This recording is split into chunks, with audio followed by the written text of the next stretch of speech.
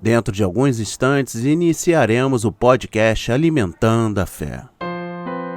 Você anda se sentindo cansado, desanimado, passando por problemas financeiros, na saúde, nas finanças e na sua família? Com depressão, sintomas elevados de ansiedade, buscando o impossível de Deus, necessitando de uma palavra que pode mudar a sua vida? Não hesite e nos contate pelo nosso WhatsApp 21 9 6480 0996. Deus tem um chamado para a sua vida.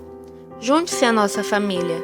Acesse agora a nossa página facebook.com Projeto A Marca da Promessa.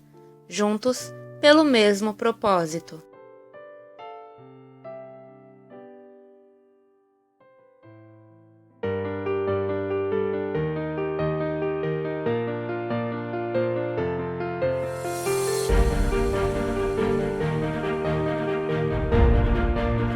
Podcast Alimentando a Fé, um encontro com Deus através da meditação.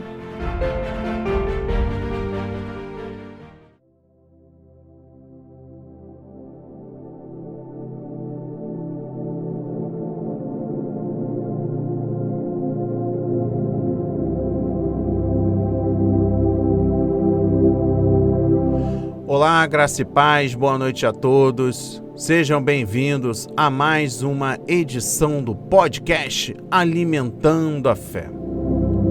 No tema de hoje, em reflexões bíblicas, em que situações Deus permite o divórcio na Bíblia. Para vocês que estão chegando agora, sejam bem-vindos. Peço que antes do término do vídeo aqui no YouTube, você se inscreva em nosso canal, ative o sininho, dê o like, comente, compartilhe. É importante para o Ministério de Cristo.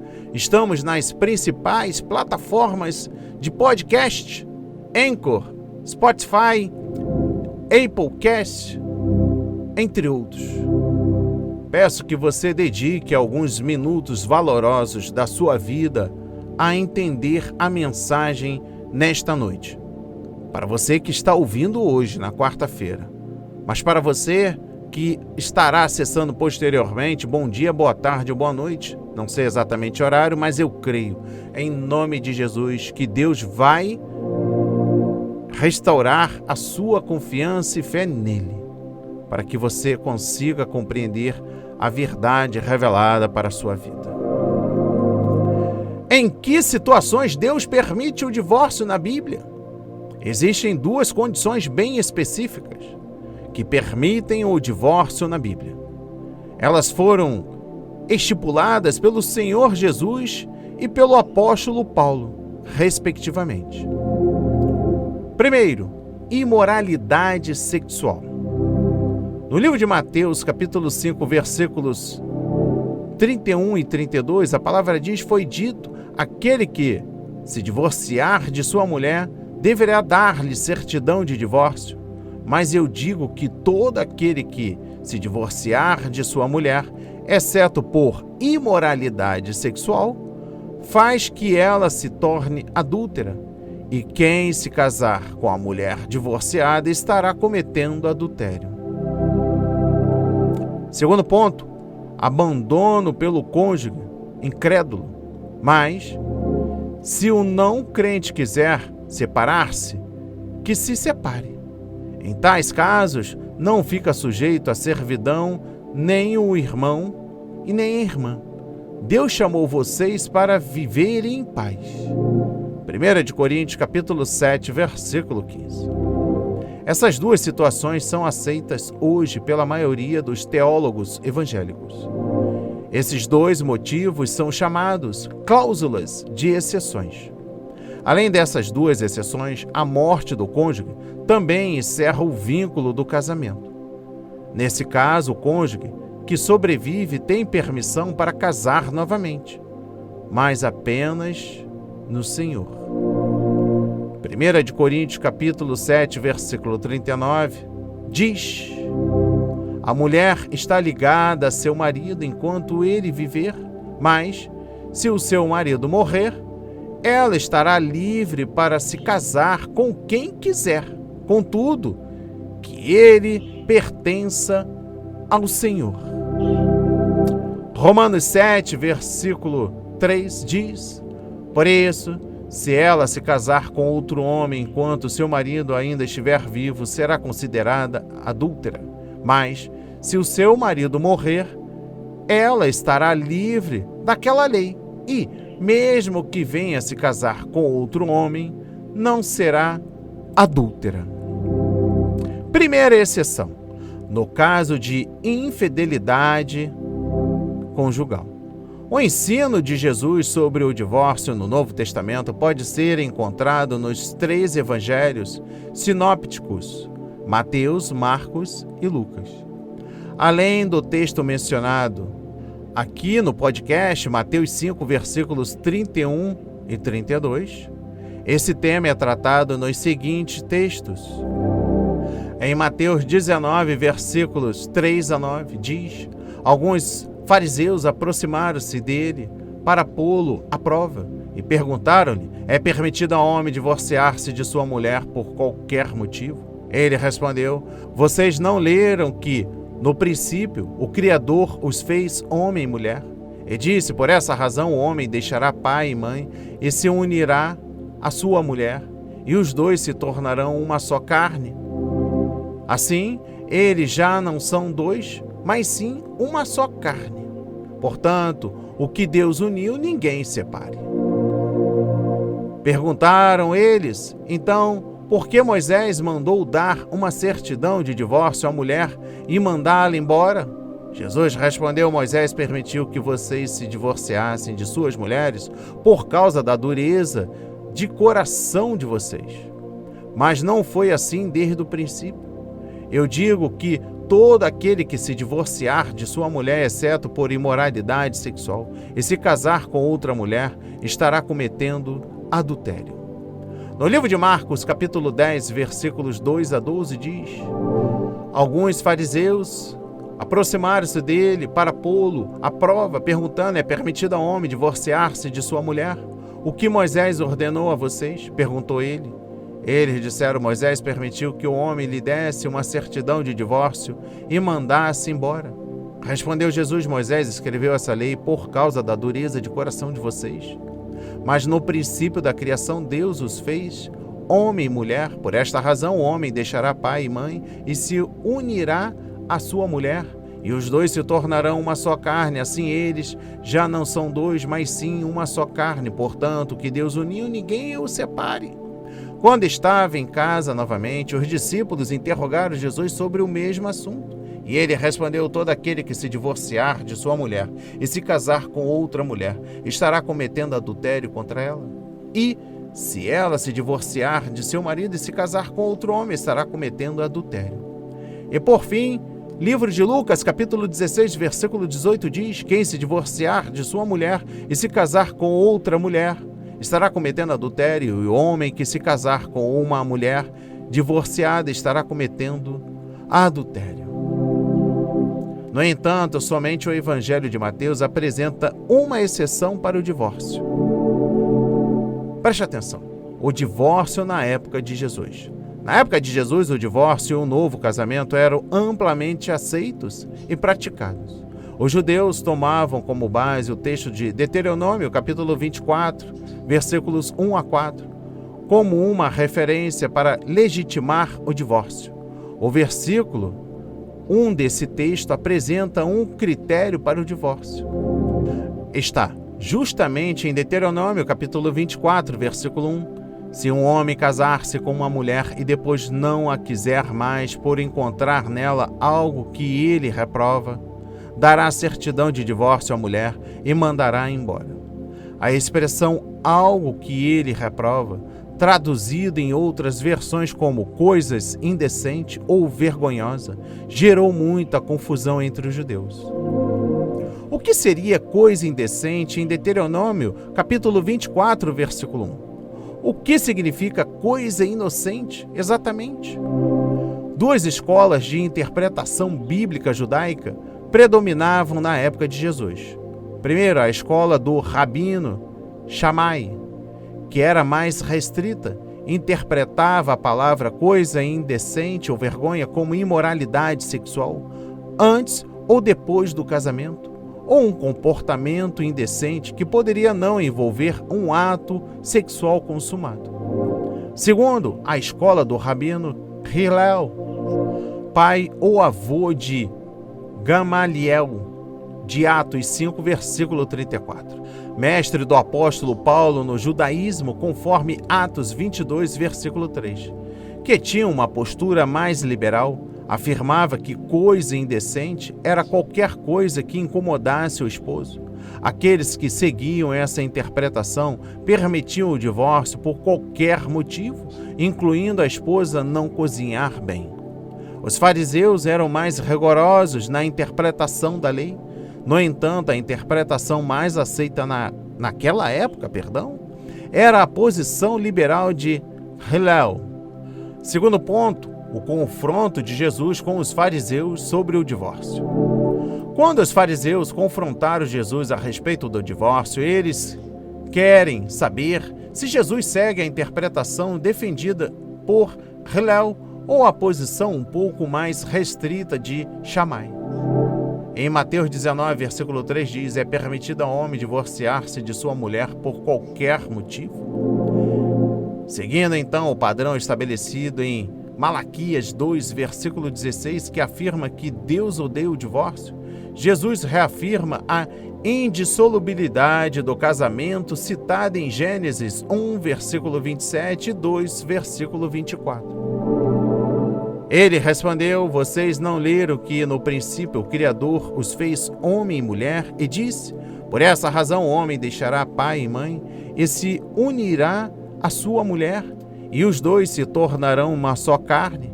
Assim eles já não são dois, mas sim uma só carne. Portanto, o que Deus uniu, ninguém separe. Mateus 19, versículos 4 a 6.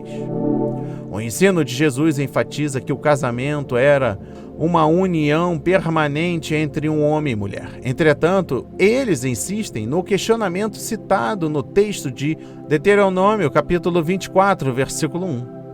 Perguntaram eles, então, por que Moisés mandou dar uma certidão de divórcio à mulher e mandá-la embora? Mateus 19, versículo 7. Jesus esclarece que Moisés permitiu o divórcio devido à dureza de coração do ser humano. Jesus respondeu: Moisés permitiu que vocês se divorciassem de suas mulheres por causa da dureza de coração de vocês. Mas não foi assim desde o princípio. Mateus 19, versículo 8. Ele deixa claro que a única razão pela qual um casal pode se separar é a imoralidade sexual por parte de um dos cônjuges. Em Mateus 19, versículo 9 diz: eu digo que todo aquele que se divorciar de sua mulher, exceto por imoralidade sexual, e se casar com outra mulher, estará cometendo adultério. Terceiro ponto, o significado de imoralidade sexual. A palavra imoralidade sexual no grego, língua que foi escrito o Novo Testamento, é porneia. Essa palavra deu origem a várias palavras na língua portuguesa, incluindo a palavra pornografia. Porneia é um termo genérico que se refere a todo tipo de prática sexual ilícita. Inclui adultério, fornicação, prostituição, incesto, homossexualismo e bestialismo. Quando um dos cônjuges se envolve em qualquer forma de imoralidade sexual, ele rompe uma aliança feita diante de Deus de ser uma só carne com o seu companheiro ou com a sua companheira. Jesus afirma que somente isso possibilita o divórcio e o rompimento do casamento. Mesmo estabelecendo uma exceção para o divórcio, a posição de Jesus era muito mais rigorosa que a escola de Shammai e de Hillel. Quarto e último ponto desta primeira exceção: perdão e restauração. O propósito sempre deve ser o perdão e a restauração. Muitos casais que sofrem com a imoralidade no casamento acabam conseguindo perdoar e restaurar o relacionamento. Quando isso acontece, frequentemente a relação do casal se torna mais madura e consistente do que era antes. No entanto, existem casos onde o perdão acontece, mas a restauração não necessariamente. Por isso, Jesus permite essa cláusula de exceção. Segunda exceção. Primeiro ponto, no caso do abandono por parte do descrente. A segunda exceção, onde a Bíblia menciona outra permissão para o divórcio, foi estabelecida pelo apóstolo Paulo. Ao orientar a igreja em Corinto sobre o casamento, o apóstolo abre uma nova possibilidade ao divórcio. Observemos o texto. Em 1 Coríntios capítulo 7, versículo 15 diz: Mas, se o não crente quiser separar-se, que se separe. Em tais casos, não fica sujeito à servidão nem o irmão nem a irmã. Deus chamou vocês para viverem em paz. Naquela época, quando uma pessoa casada se convertia a Cristo, era comum o cônjuge não crente abandonar o casamento por causa dessa decisão. O apóstolo Paulo então afirma que, quando isso acontece, o crente tem a possibilidade de confirmar ou legalizar o divórcio. No entanto, o crente não deve criar conflitos no casamento com o não crente e nem buscar a separação. A iniciativa da separação não deve acontecer por parte do crente. Observemos o que Paulo diz nos versículos anteriores. Aos casados ordeno, não eu, mas o Senhor, que a mulher não se separe do marido, mas se ela se separar, que não se case de novo ou que se reconcilie com seu marido, e que o marido não se divorcie da sua esposa. Aos outros, digo eu, não o Senhor, se algum irmão estiver casado com uma mulher não crente, e esta concorda em morar com ele, não se divorcie dela. E se uma mulher estiver casada com um homem não crente, e este concorda em viver com ela, que ela não se divorcie do marido. 1 Coríntios capítulo 7, versículos 10 a 13. O crente deve permanecer casado com o seu cônjuge, mesmo que ele ou ela não seja crente. Se o não crente concorda em viver com ele, o crente não deve buscar a separação. Entretanto, quando o não crente decide que não quer mais permanecer casado e vai embora, o crente não fica sujeito à servidão de um relacionamento que não existe mais. Somente quando o não crente decide que não quer mais continuar no relacionamento, é que o crente está livre para assumir o divórcio. Segundo ponto, o novo casamento é permitido para quem se divorcia? Preste atenção. O tema do novo casamento para o divórcio pode, às vezes, ser mais polêmico do que o próprio divórcio. A Bíblia não aborda com clareza se um novo casamento é possível para quem se divorcia. Isso porque tanto Jesus quanto Paulo, quando tratam do assunto, não defendem a legalização, mas combatem a banalização do divórcio. A Bíblia, quando aborda o assunto, enfatiza a importância do casamento e não a possibilidade do divórcio. Por isso, essas duas menções sobre a possibilidade do divórcio são chamadas de cláusulas de exceção. Considerando essas duas cláusulas de exceção como aceitas e corretas, geralmente as igrejas adotam uma das seguintes posições quanto ao novo casamento para um crente divorciado. A primeira posição: o novo casamento é proibido em todos os casos. A pessoa pode se divorciar, mas não pode casar novamente. A segunda posição: o novo casamento é permitido somente para a parte inocente. Quem cometeu imoralidade ou abandonou o lar deve se arrepender e buscar a reconciliação. Terceira posição: o novo casamento é permitido para ambas as partes, se o divórcio aconteceu devido à imoralidade ou abandono do lar. A reconciliação não é possível. O novo casamento é permitido para ambas as partes. Terceiro e penúltimo ponto: realidade atual. Assim como na época de Jesus, hoje o casamento também é tratado com banalidade. As pessoas buscam a separação por qualquer motivo. A palavra de Deus nos diz que o casamento foi estabelecido por Deus antes do ser humano pecar. Por isso, é uma aliança divina entre um homem e uma mulher que deve durar por toda a vida. Incompatibilidade, crises financeiras, falta de atenção, interferência dos sogros, falta de comunicação, entre outras, não são razões bíblicas para o divórcio. No caso de haver agressões físicas ou abuso, deve-se buscar uma ajuda antes de recorrer ao divórcio.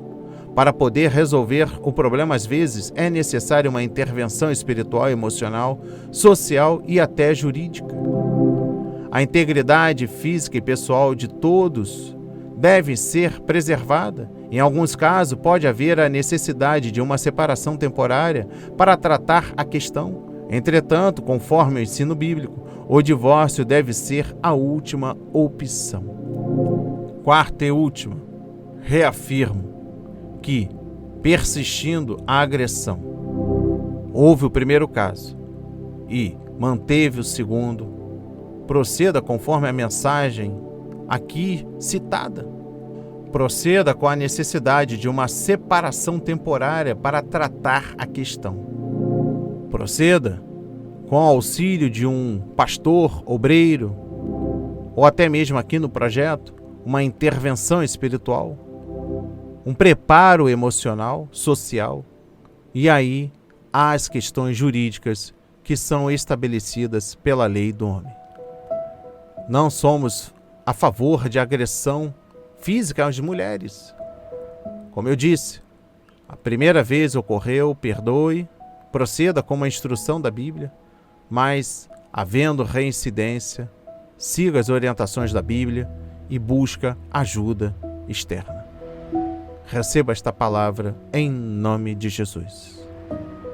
Pai amado, bendito Senhor, meu Deus e meu Pai, muito obrigado pela palavra que foi semeada nesta noite. Para vocês que estão ao vivo comigo, ouvindo agora nas plataformas de podcast e também aqui no YouTube, que possamos ser atenciosos, amorosos, mansos, companheiros, amigos, parceiros de nossos cônjuges. Saiba que quando Deus está dentro do relacionamento, a paz reina, o amor fortalece, mas quando há uma servidão ao mundo, as coisas ficam complicadas. Mas eu creio em nome de Jesus que muitos casamentos a partir de hoje estarão sendo restabelecidos porque a palavra foi semeada em nome de Jesus. Toda honra e toda glória seja dada para ti, Jesus. Amém e graças a Deus. Até o próximo encontro.